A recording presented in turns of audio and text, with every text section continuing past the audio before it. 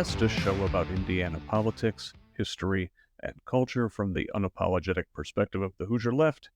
My name is Scott Aaron Rogers, and I'm recording from Bloomington. Today, I continue my series on the Monroe County Board of Commissioners races. To reset, in Indiana, each county is governed by a three-person Board of Commissioners who essentially serve as both the legislative and executive branches of county government. Additionally, each county is also served by a seven-person county council who control the purse strings. And obviously, the county courts comprise the judicial branch.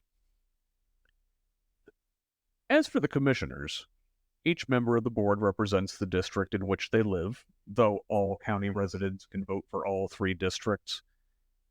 In Monroe County, Districts 2 and 3 come up for re-election every 4 years on the presidential cycle, while District 1 comes up in midterm years. This year, incumbents Julie Thomas of District 2 and Penny Githens of District 3 are facing aggressive Democratic primary challengers. As I've mentioned several times over the last few weeks, Monroe County, home to Bloomington and Indiana University, is almost entirely under one-party Democratic administration. Therefore, the May primary largely determines the winner come November. Challengers Peter Iverson of District 2 and Jody Madera of District 3, with substantial financial backing from local builders, have attacked the incumbents as obstructionists, beholden to NIMBY homeowners and rural county residents. In response, incumbents Thomas and Githens have characterized the upstarts as being puppets for the real estate developers. Additionally, longtime Bloomington City Council member Steve Volan lurks in District 3. I spoke to Julie Thomas a few weeks back in episode 26, while interviews with Iverson and Madera have just dropped in the last week. That's episodes 30 and 31. I recommend catching up on all of those before coming to this installment, but it isn't necessary. My guest today is Penny Githens, Monroe County Commissioner since 2019. From her website, Penny Githens grew up in Richmond, Indiana.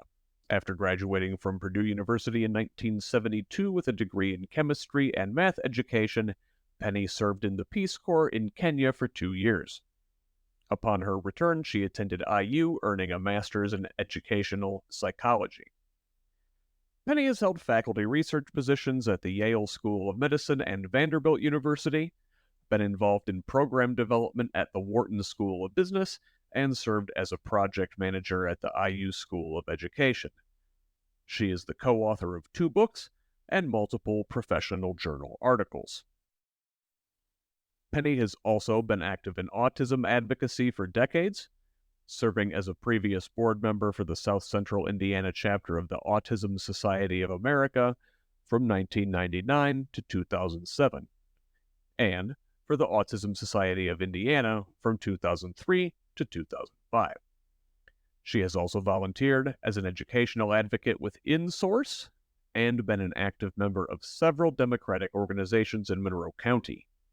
Penny is also an avid supporter of Hoosier Hills Food Bank and Pantry 279.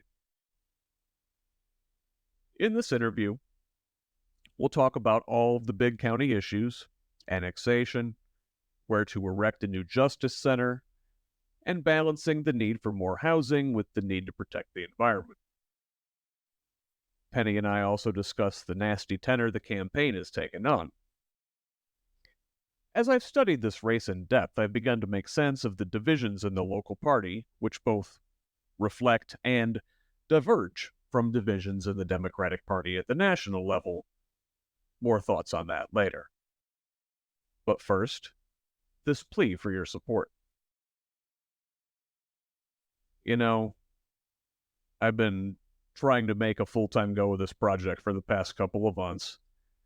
After my 19-year-old son passed away in January, the day-in, day-out grind of handyman work just didn't seem important anymore, and I doubled down on HoosLeft in an effort to shed more light on state and local politics, where Indiana's Republican supermajority and their financial benefactors work to enact policies that ensure more Hoosier parents know the grief of losing a child, whether through lax gun regulation, bullying queer youth, or poisoning our environment, or simply running the next generation out of state with their draconian policies. I've received an outpouring of support. Our subscriber base has grown tremendously, and we're picking up paid subscribers all the time. I've been able to publish more frequently, learn new skills, and expand beyond audio into video podcasting. But the cushion has run out. My wife and I have exhausted our savings, and I've had to don the Carhartt once again, returning to work, repairing, remodeling, and renovating, working on this project whenever I can. I will continue to work to highlight Indiana's bad actors so we can replace them with more empathetic leadership, and also shine the spotlight on the Hoosier activists, organizations, and elected officials who are doing the hard work to build a more just, equitable, and compassionate Indiana for the next generation of Hoosiers. And I'll take on Democrats, too, when they put their donors over their voters, when they talk out of both sides of their mouths, and when they fail to push back against GOP authoritarian extremism with the necessary urgency and tenacity. I will go deep to provide information and analysis you won't get anywhere else in the Hoosier state, but I cannot devote anywhere near the amount of time it takes to do this well without you. I am not motivated by the dollars, but you know everything costs money.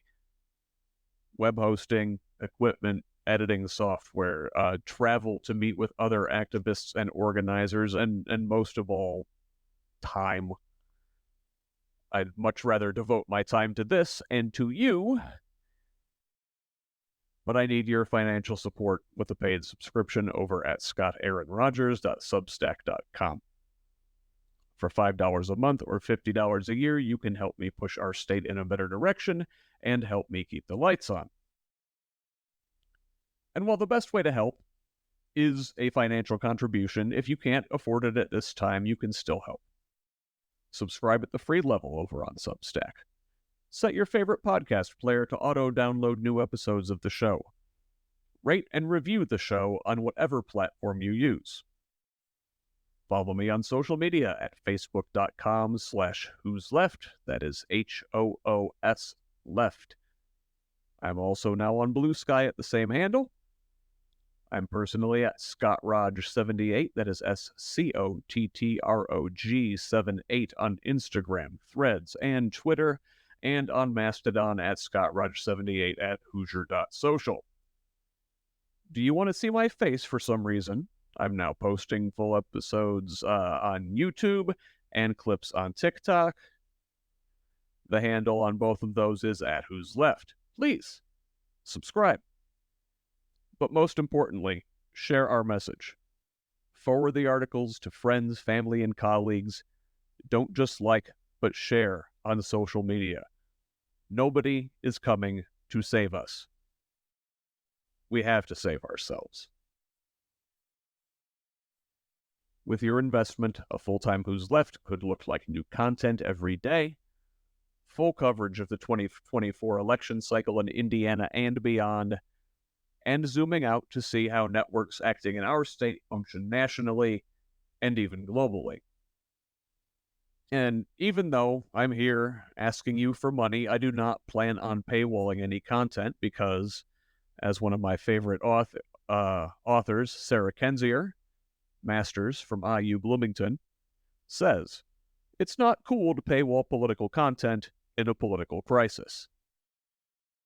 I believe in open access to information, and your support helps make that knowledge freely available to all Hoosiers, but I desperately need your contributions in order to keep bringing you this meaningful content. So please, before this interview, pause right now, go to scottaaronrogers.substack.com and subscribe at the paid level. To those who have contributed already, my sincere thanks. And to everybody, thanks for listening. Now here's my interview with Penny Githens. Penny Githens, thank you for joining the Who's Left podcast. Welcome. Thank you. Thank you for inviting me, Scott. So before we get started here, let's all get on the same page, and will you introduce yourself to our listeners here? Well, thank you. I am Penny Githens. I am Monroe County Commissioner currently. It's a position I've held for 5 years, and I realized last year, as I was considering whether or not to run for reelection, that there are things I still really care about and want to see through, and that's why I'm seeking reelection. My husband grew up in Bloomington. We moved back here 32 years ago. It's where we wanted to raise our kids, and I'm glad we made the move.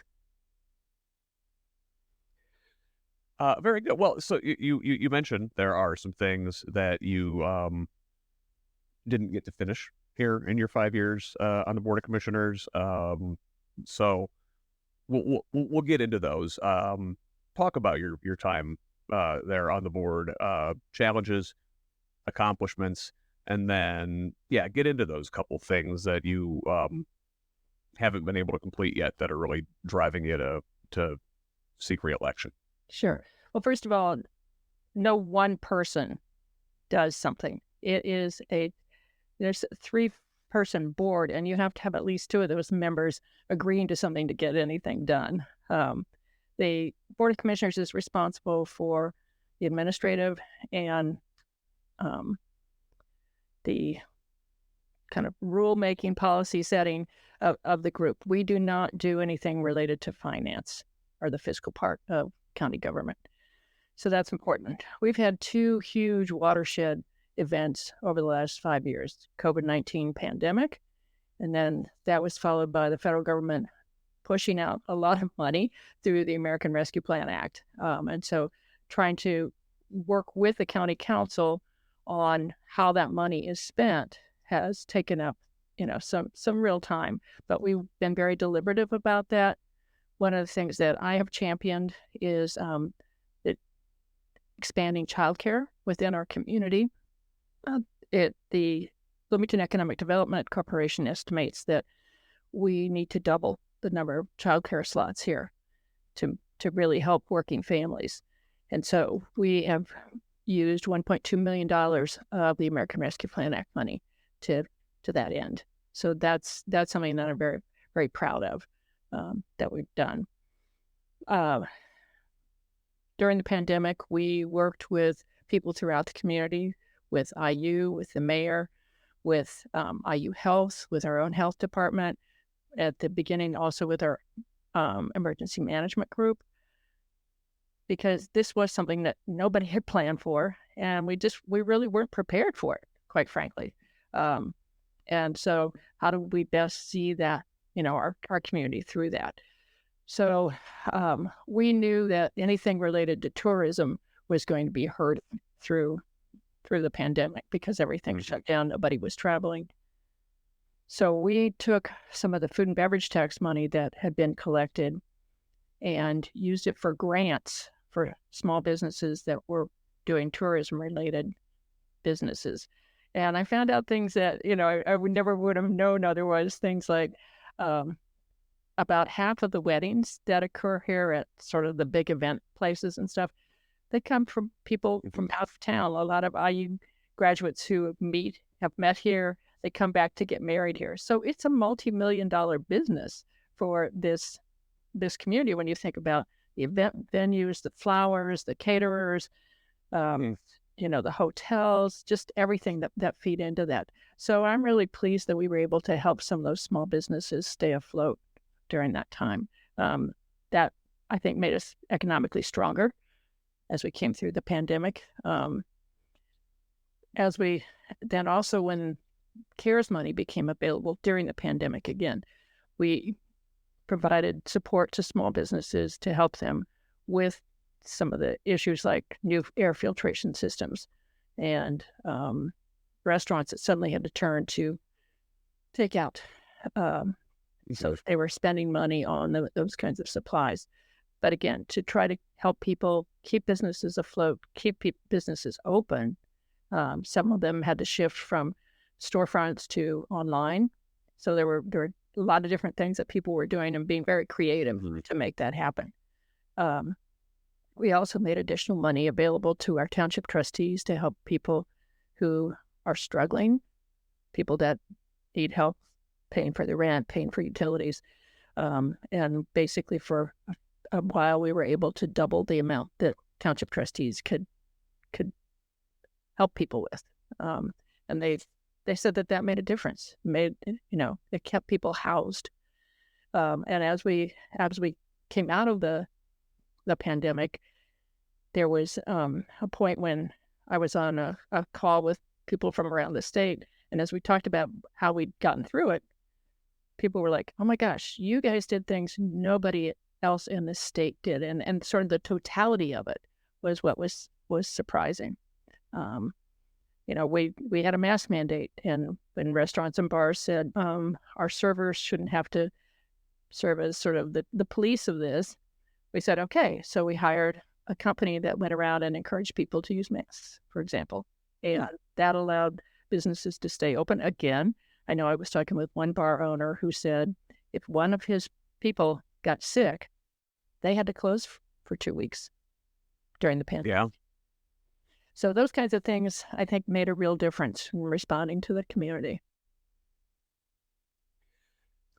I want to ask about that, especially because it sounds like you're using a lot of grant money, so not repayable. Right. Yeah, to help out small businesses, keep them afloat. And now it's and I could be wrong, correct me on this, but it definitely seems like the local chamber of commerce, i.e. the representative of all those businesses, has aggressively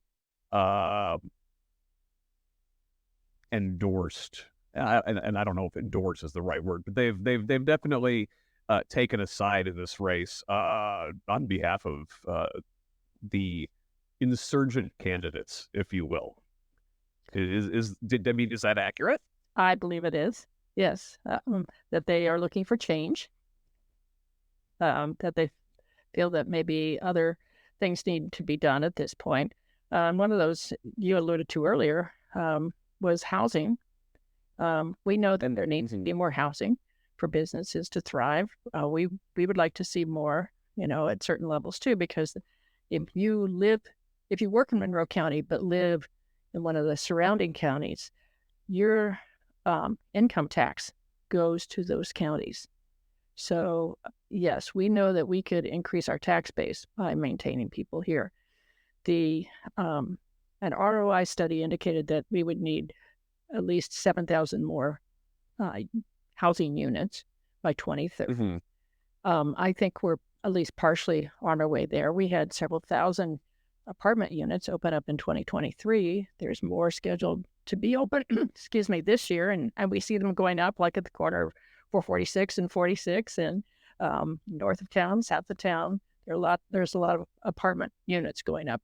The commissioners several years ago approved the Westgate apartment complex out on West 3rd Street, Mm-hmm. which I think is 330 units. We approved a rezone down in Harrodsburg. We have not just said no to different things, but right now we have our hands tied because any development that occurs outside the city limits, you either have to have a sewer hookup or you have to have at least 1 acre per state code to have a septic system. And right now, the City of Bloomington Utilities is not providing any sewer hookups for us. We have been looking at putting in a new habitat, or working with Habitat, I'll put it that way, on a new development. It would be 72 houses that would be done with Habitat and a private developer just south of town. I mean, maybe not even a quarter of a mile outside the city limits. And we've been told no, that there will be no sewer hookups. And that's because of the annexation fights that are going on. Yeah. Yeah, well, this is a couple of the issues I wanted to talk about here, sort of overlapping with the housing and the annexation. And let's talk a little bit more about the housing here in a bit. So about the annexation and the sewer hookups. You have been you've led county residents against annexation, right? So I think we I know where you. I wouldn't characterize it Yeah. as having led the county residents against annexation. I certainly support them because Okay. I feel that that's the will of the people that live in those areas, and they've the majority of them have said we don't want to be annexed. And right now, there's a civil suit going on. The city against the people who reside in areas 1A and 1B. And then also the city has a suit against the state because of waivers. And Yeah. you'll notice that neither of those suits is against the Board of Commissioners. Right. Yeah. I mean, being supportive of something does not mean that I have a direct impact on it. Okay. Yeah. Thanks for clearing that up. So, but I guess with that being held up in court, we can't really blame the city for like not wanting to expand at the moment, sort of until that's cleared up. I mean, I guess that makes sense. Let me tell you about like my situation personally and see where that would fit in. I'm a county resident. I live outside of city limits, maybe a mile less. I am on city water and city sewer. When we bought our house, we had that clause in there that said, "Hey, you're on city water and city sewer. If there's an annex, fair enough." So when that was all going on, I didn't take like a strong stance on the issue. I figured, well, yeah, we're kind of locked in. Am I reading that wrong? Are a lot of the people who are contesting this under those waivers? And do we really have any standing? Um, I honestly don't know what those numbers are. I don't want to make something up for you. I know that a fair number are not on the waivers, and there are people who are on the waivers that didn't realize that they bought a house that had that waiver attached to it. Because sometimes it'll be the developer that signs off on that waiver before the house is ever built, even. And sometimes, it's a previous homeowner who did that. And I understand because I think sewers are environmentally a much better way to go versus a septic system. They're better for the environment. So I think one of the things we're going to have to look at doing is a sewage package plant was put into place in an area called North Park because that's where it was anticipated originally that the hospital would be built. And so we are going to start to look at whether or not that can be used for some housing out in that area because then we wouldn't have our hands tied by what's going on with the City of Bloomington utilities. It's just a reality that, yes, we need more housing, but we can only do so much with some of this. We are going through a process creating a comprehensive development ordinance. And some of the areas in the county, yes, they're taking acreage off the areas where homes can be built because they're in floodplains. And if you as a homeowner, you don't want your house in a floodplain, or a business owner for that matter. But we're also looking at areas that could be as dense as 6 houses per acre. So but we've got to have that, some kind of package plant or sewer hookup to make that possible. It is its own sewer hookup. Yeah. I mean, it's a processing facility for your sewer. This is kind of fascinating, just from an infrastructure standpoint. Like, I mean, what happens to the output to that from that? It still has to go somewhere, right? Does that go to the Dillman processing area, or no? How does that work? It's my understanding that you have to have a stream of some sort, some kind of waterway that Some of the liquid can be carried away in, but it is processed to take, the harmful things out of the system for you. It's not just flushing stuff into a river. Okay, yeah, I would hope not. Yeah. Yeah. We need to take care of our downstream neighbors for sure. Yeah, absolutely. That stream runs not very far from my house. Yeah. So, okay, so we see how the annexation thing and the housing sort of work. Just build seemed to be what was coming from the your opponent in this race, and they are painting you and your fellow incumbent Julie Thomas as obstructionists and like only representing a as narrow slice. I feel like the race has gotten very mean, just very mean. And I've had fingers pointed at me that are inaccurate at times. We had David Jenner come before us on a rezone out at the Fieldstone area. He wanted to have it rezoned from housing and dense housing to self-storage. And we said no. This was a year or so ago. We said no because that should be where housing goes in, where housing is. Yeah. It's right next to already dense housing, already have sewer hookups. And again, we can't get additional sewer hookups out there. And some of the residential areas out there, it's very dense. And I've walked it. I've, been out there.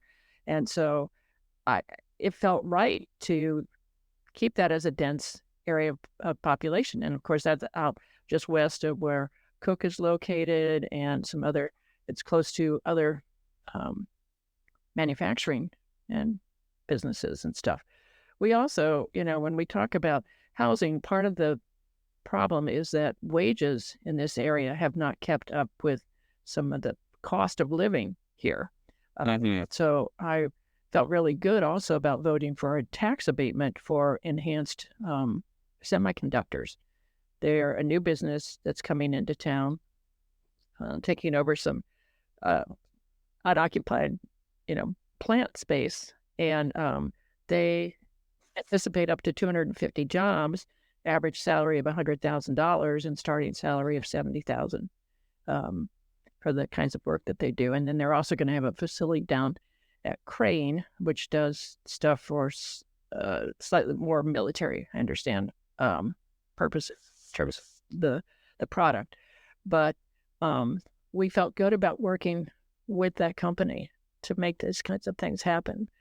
Because when we talk about growth, we want good paying jobs. I believe that economic growth in the private sector should be providing jobs that provide security to people. And if you're living on the edge all the time, it doesn't feel very secure. Now I'm a good leftist. I'm wary of tax abatements for corporations in general. It's like, hey, yeah, thanks, welcome to town, guys. But like, if they're not paying their full tax burden, is it worth it? For those businesses to come into the city? Well, this business is coming into the county, not into the city. We wouldn't have been the ones doing the tax abatement otherwise. Yeah. Sorry, but I think one of the things that can be done in these kinds of arrangements is if they don't meet their obligation, that then we should have ways to either claw back some of the abatement or to cancel it, because it's something that's done over time. And in this particular situation, it was done just on the personal property that went with the business. So, there are ways to protect, I think, the taxpayers and the residents of Monroe County with these kinds of challenges, if you will. That's certainly, though, if you're competing with other places for something, you have to be cognizant of that. Yeah.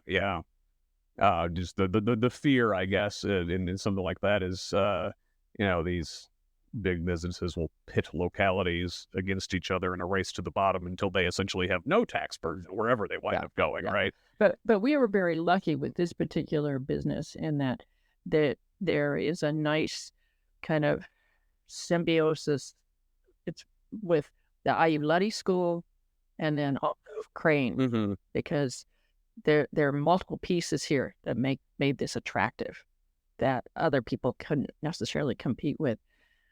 Another thing that we are looking to do, and I've been asked to serve on kind of the initial advisory board, is to upgrade the Monroe County Airport. And they had a public meeting a month or two ago, and the commander from Crane was there, and he said, yes, we would like to be able to fly in and out of the airport here in Monroe County. It saves them an additional hour each way, rather than flying into Indianapolis.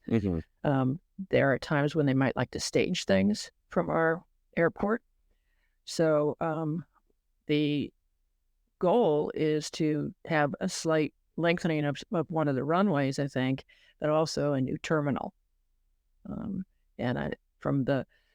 From sort of the reactions that I saw, we have two fixed base operations there, Cook and I believe IU. I'm not sure about the other one, sorry, but they're in favor of doing this kind of thing. So the airport authority is looking to get some grant money from the Regional Opportunities Initiative to help with this. Here a little less than a month ago when they had that eclipse, and we had a lot of private planes come in, and the commissioners had to sort of handle that. No, the airport, I mean, we got a report on it, and I got to see some incredible pictures because they put a drone up and were taking pictures of how the airplanes were parked and all this. But yeah, it was fun. They had made arrangements for a food truck to be out there. The planning was really extensive for that. Carlos Laverty, the director out there, he had contacted airports like in Tennessee that had been through this several years ago. Said, what should we be doing? Blah blah blah. So for people that had reservations, they basically said, they told people half an hour before the full eclipse, nobody's going to be landing in this airport or taking off for that matter. And then for a certain period of time afterwards, only takeoffs would be allowed as well. So he had really thought through it and done his homework on this, which is really fun to see. There was one specially equipped 737, I think, that came in. And normally those are planes that hold well over 100 people. And this was outfitted luxuriously for 10 people or something like that. So you have several stories to tell about this, which were fun. Well, yeah, that's just an impressive, impressive like planning, logistics, just all of it. I know we watched the eclipse that day, and that half hour or so after it was over, the sky just filled up with with planes taking off. They did a phenomenal job there. I want to jump back to housing now, and this is like young families starting out, and that's one of the big criticisms I hear from your opponent and her, I guess, block partner, as it were. How do we address that and protect, the environment and stay out of floodplains and everything else? Well, as I said earlier, one of the things that I personally would like to see is some development out in the North Park area. And I think that that's very doable. One of the other big thing, the other elephant in the room is the Monroe County Jail. And of course, we had looked at multiple locations, and I'll tie this back to housing. Don't worry. We had looked at multiple locations, and one of those locations was the Hopewell area. Well, hopefully soon there will be 700 housing units there, which starts to fill in some of that. Travis Venzel with the Summit development, he's gone before City Council for, I believe it was up to 4,250 units. Now, those will take time to build, of course, but that's going to be mixed residential is my understanding for both of those.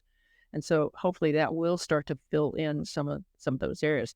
But, we had asked about Hopewell for the jail, and we were told no. And I think that that's not unreasonable, quite frankly, for housing. And so the other big thing that I hear from one of my opponents is that he can get the jail built in a year and keep it near the downtown. That's not really feasible. I'm sorry. If you talk to the experts, and that's what we've been doing, we've hired a design firm. If we were to have a single-story jail, which is what is being built, you really don't want a jail that relies on elevators because elevators break down. You can have two-story unit within, in terms of each living pod or unit, but you don't have a jail that's multi-story the way ours is. And if we're to have that and co-locate the justice kind of group, whether it's the courts or probation or prosecutor, we have been advised that we would need about 25 acres. And there's no place inside or near the downtown where there's 25 buildable acres that we could tap. We've asked the city for help trying to find that, but we can't use the current footprint. It's just not feasible. And of course, the current jail is just structurally, it's not the kind of thing that you want to add on to. Sure. Well, you mentioned North Park then, which is, I understand, the area where you're looking at Correct. currently for the jail. And then the other area, I guess, that's been talked about a lot, and there have been a couple, but is the so the concern I get there is, well, if we build this, justice facility out there, how are people going to access the services, like the wraparound services that would ideally be put right there with the jail?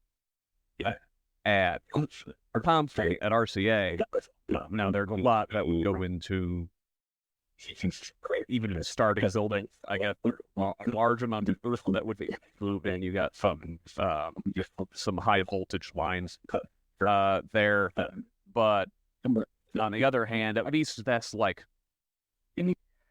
We were told that it would be a minimum of 2-year delay to reroute those high voltage power lines. That's a minimum.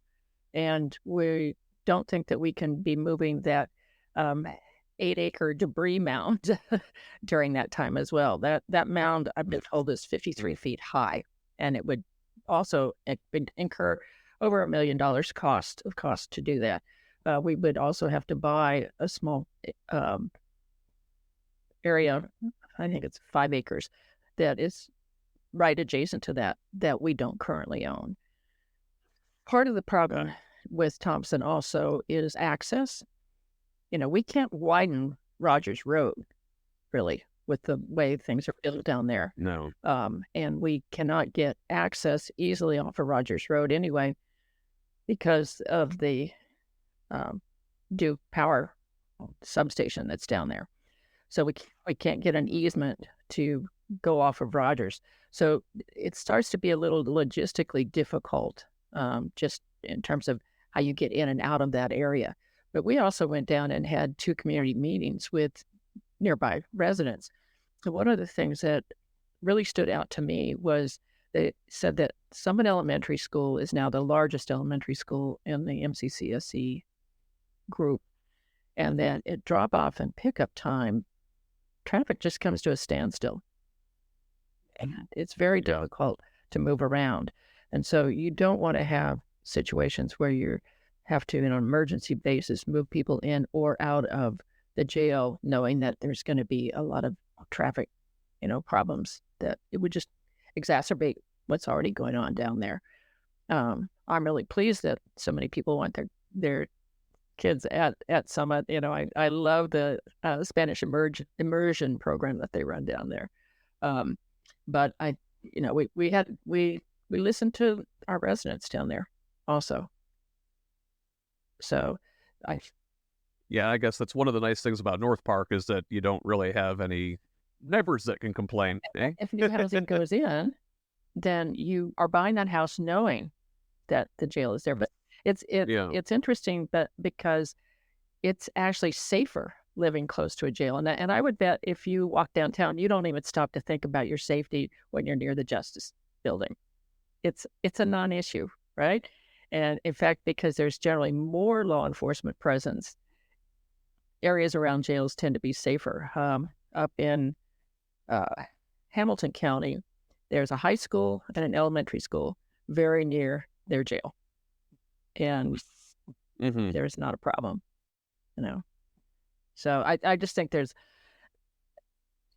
I think too, and I've said this in public meetings, that once we vacate that Justice Center, the current Justice Center, we could be using that for private business. Or, a developer could come in, buy it, create something downtown, no matter what it is, could be a hotel, whatever.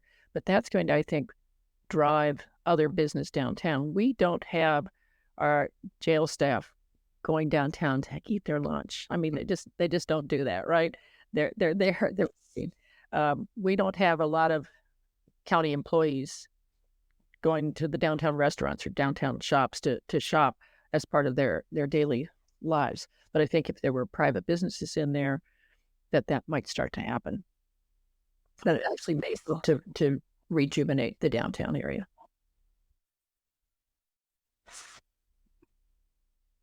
Okay, and we're back. Okay. Well, I wanted to add too that if we're not using the Thompson property for a jail or Justice Campus, that then makes it possible for us to be talking about using that for housing in that area. And as you've noted, that is closer to other things. I think too, with the North Park area for the jail, there is very good access via 69 and State Road 46 into that area, and we will solve the transit issue. It seemed a little silly to me to object to the Fullerton Pike area, part of the council saying that transportation wasn't there. Well, of course, transportation wasn't there. There was nothing out there for a bus service to take care of it. We didn't even have the road finished, A bus couldn't have gone there. But we will work out the transit system as we move forward with this. We are actually going to have to work out some things with rural transit and the county and Ellettsville and Bloomington Transit on routes, especially between Ellettsville and Bloomington at this point, because of changes in federal guidelines and funding for things. So that's something that's in progress, and it'll take a while to get ironed out, but it's something that we know needs to be done. But we can easily work on the transit issues. And I'll remind you too right now that in-person visits of family members to inmates is not occurring in our jail. It's all electronic, all virtual. So I don't think that that's a reason to cite for where you're going to locate your jail. So if the residents of Monroe County return you to the Board of Commissioners for another 4-year term, are we going to have shovels in the ground with this jail starting to be built in the next 4 years? I certainly hope so. But we're going to have to work with our colleagues on the county council to figure out the funding. I know that we have started to, with the design firm has started to collect information on what kind of space needs there are. They had a meeting on Friday with different parts of the justice system to say, okay, how many people do you have now? What are your space needs? What do you envision going forward? We have to talk about how many restrooms to put in something. We have to talk about storage space. We have to talk about it, a much improved sort of medical room or, medical facilities at a new jail. Right now, the programming space in the current jail is just completely inadequate. I've gotten to tour around to other jails, and certainly what we're seeing is programming in the day rooms, space for programming. We're seeing a completely different approach taken to inmate oversight, and that requires some additional space for doing things. One of the places we heard was that they didn't build in enough storage, and so it's not just storage for, say, the bedrolls or the toilet paper that you have to have in a jail, but it's also storage for your personnel in terms of where they keep their personal items. And so we looked at a facility up in Columbus, Ohio, a new jail that Franklin County is building. My goodness, they put in sort of a gym for their staff with wonderful lockers and for your personal stuff where you can plug in your phones inside your locker and just all kinds of little things that we don't have in our current jail. And that would be, I think, also make it a more positive place for people to work, because we have to consider that too. Yeah, it really sounds like, and not, between the employees and the inmates in the jail, that Monroe County is a really progressive community. We believe in rehabilitation over just incarceration and punishment, right? And that our jail in its current form is sort of letting us down. It's not letting us live up to our values. Correct. And even with, when I talk about multi-story and the current jail, there's only one outdoor rec area in that jail. And in these modern jails, while it may not be completely outdoors, they let in fresh air. There's a lot more sunlight. Sunlight's really important for our mental health. And I know when the current sheriff took over, one of the things that he and his staff did was they put clocks around, because before, those that were incarcerated didn't even necessarily know what time of day it was. And so there are a lot of just little things that make a place more humane. Yeah, you don't think about that, but being indoors where it's kind of, you always have the same amount of fluorescent light, it really messes with your circadian rhythms. It's a mental health issue. Yeah. So I want to talk about your opponents a little more and the tenor of this race and the nastiness. And I got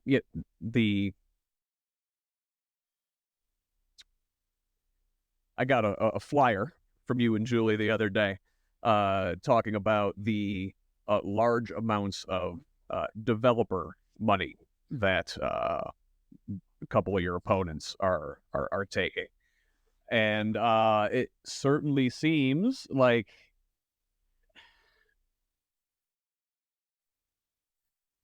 what's the word I want to use? I don't want to say anybody's bought, because the campaigns cost money, right? And our town needs housing.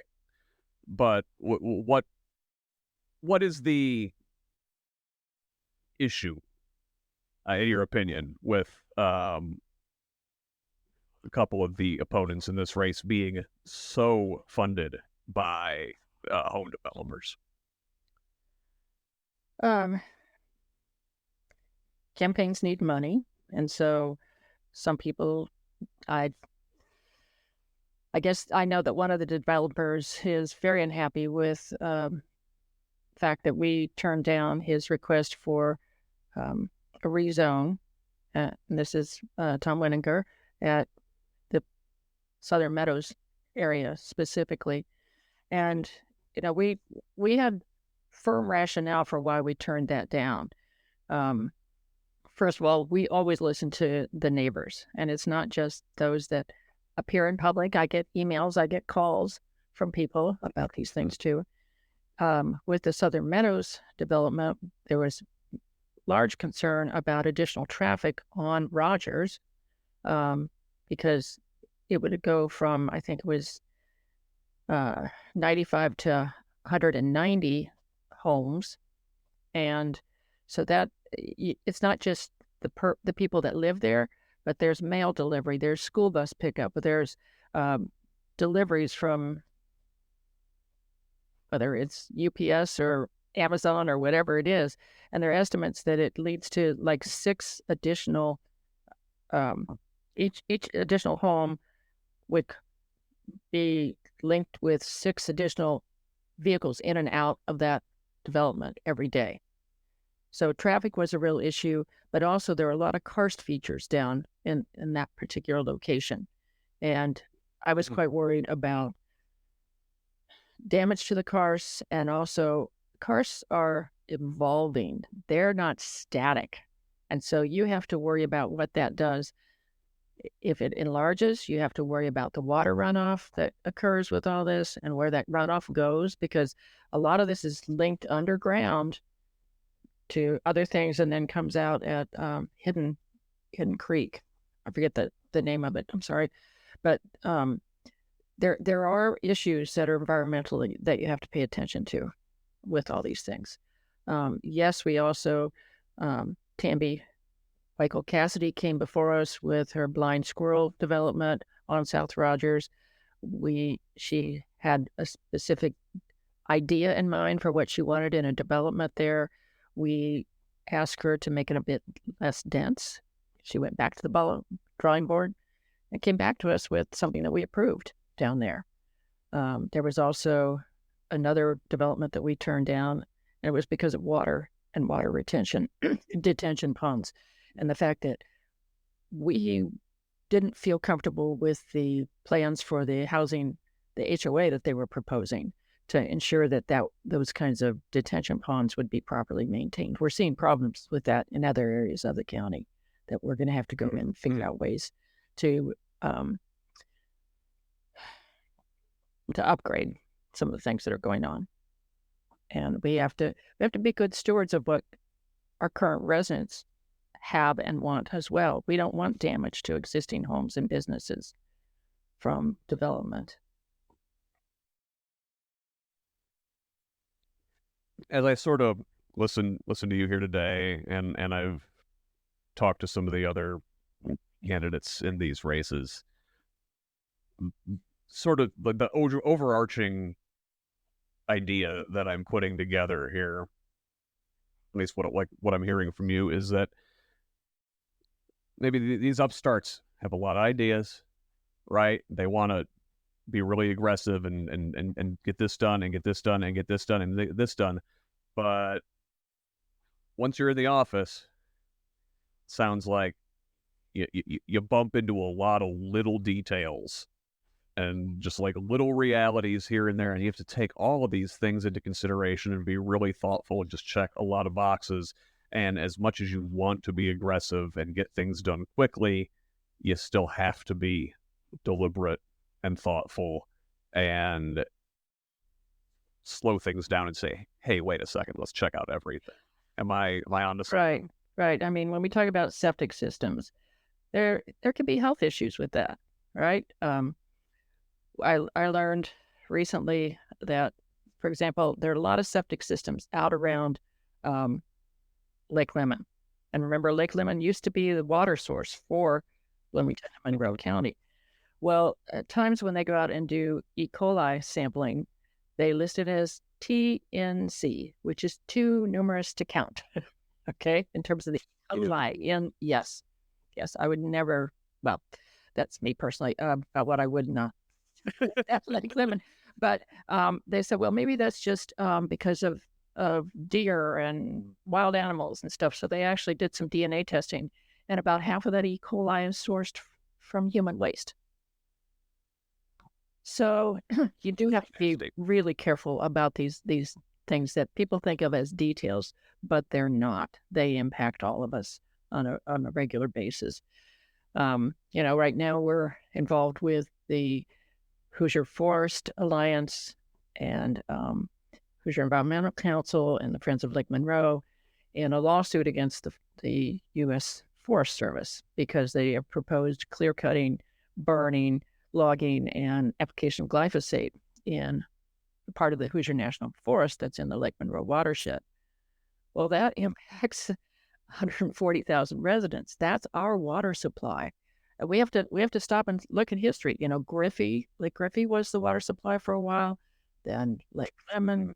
Now we're at Lake Monroe, and Lake Monroe was not built as a water supply. It was built for flood control by the Army Corps of Engineers. But what happens? Not aware. Yeah, what happens if we lose Lake Monroe as our water supply? Where do we go next? So we have to think generations ahead in some instances, right? Mm-hmm. Same thing when we talk about the jail. Jails have a lifespan of at most 30 years generally. They're used hard, 24/7. I mean, yeah. And so we have to be thinking not only of the jail that we want to see in place in a couple of years, but also, is there expansion space years from now? Is there space that once the new jail is beyond its usable life, that there's already space right there to build something new? So we are trying to think years ahead, and we can do development, but we need to be very thoughtful about how we do it. Certainly, for people that have children, if you want your children to stay here, they deserve clean drinking water. They deserve the other things that we take for granted at this point. All right, so we're coming up on the end here. Why don't you go ahead and give us the big pitch here, Penny? Tell us why Monroe County should elect you to another 4-year term here. Well, I told you at the outset, I decided to run again because I care. I truly care about what happens to all residents. I live inside the city of Bloomington, so it's not that I am, only representing the people that live in the rural areas.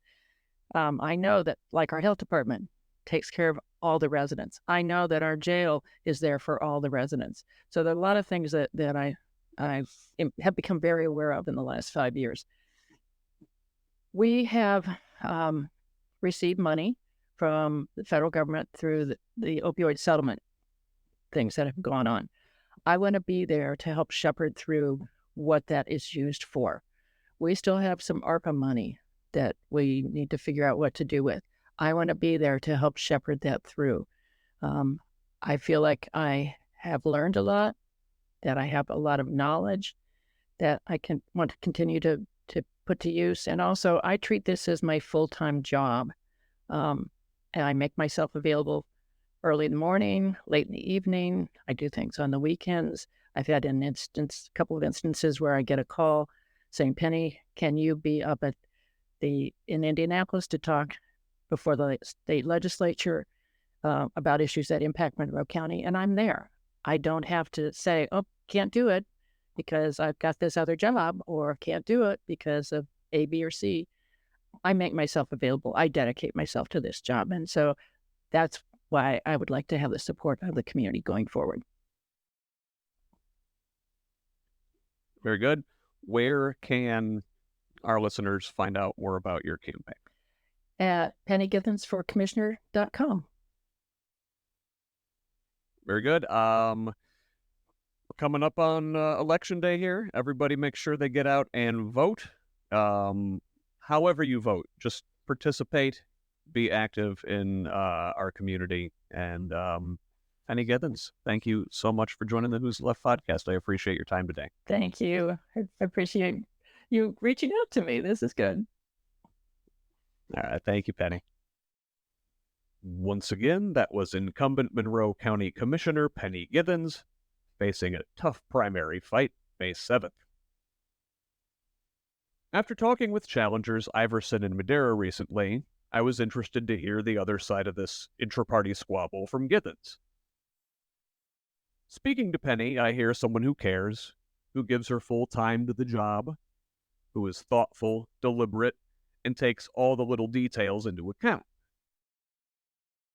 To oversimplify this race, I guess the outsiders would say Penny and fellow incumbent Julie Thomas are too deliberate, too deferential to the loudest voices, and too focused on the little details to see the big picture, while the current commissioner's retort is essentially, it's very easy to play Monday morning quarterback, but when you have to sit in the big chair, you have to account for all of the variables. You have to check all the little boxes, and you have to balance many competing interests.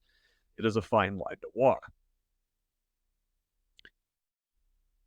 As I said at the top of this episode, I've begun to make sense of the divisions in the local party, which both reflect and diverge from divisions in the Democratic Party at the national level. In Washington, think about the centrist versus progressive split, corporate Democrats versus justice Democrats, the Pelosi, Schumer, Biden, old guard neoliberals versus Democratic socialists like Bernie Sanders, AOC, and the Squad.